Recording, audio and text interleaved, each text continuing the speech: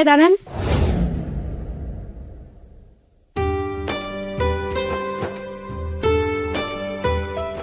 জীবনে যারা বেশি ভয় নিয়ে চলে না, তারা কখনোই কিছু করতে পারে না।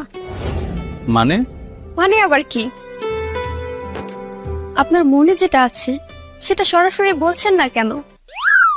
আমার মনে আবার কি আছে? কি ভেবেছেন আপনি?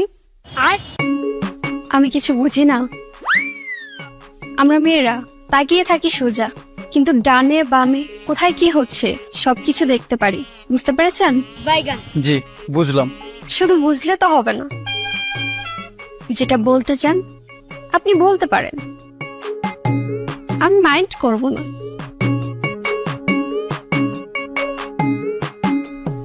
না মানে ওই যে আপনার যে 20 টাকা রিক্সা ভাড়া আমি দিয়ে দিলাম, সেটা তো আর ফেরত দিলেন না। কি? না, ভাবলাম যে ওই দিন আপনি বিপদে পড়েছিলেন, আমি আপনাকে সাহায্য করলাম, হয়তো সময় সুযোগ করে আমার টাকাটা আমাকে দিয়ে দিবেন। এই জন্য মাঝে মাঝে আপনার জন্য দাঁড়িয়ে থেকে অপেক্ষা করি আর কি। কিন্তু আপনি তো আমাকে দেখেও চলে যান, এজন্য আমি আর একবার কিছু বলি না। টাকাটা তো আপনি এখনো দিলেন না। না সমস্যা নেই, আমি কিন্তু চাচ্ছি না। আপনার টাকা পয়সার সমস্যা থাকলে আপনি আমাকে পরে দিন, কোনো সমস্যা নেই। এই নিন আপনার 20 টাকা আর 30 টাকা তার সুদ, মোট 50 টাকা দিয়ে গেলাম।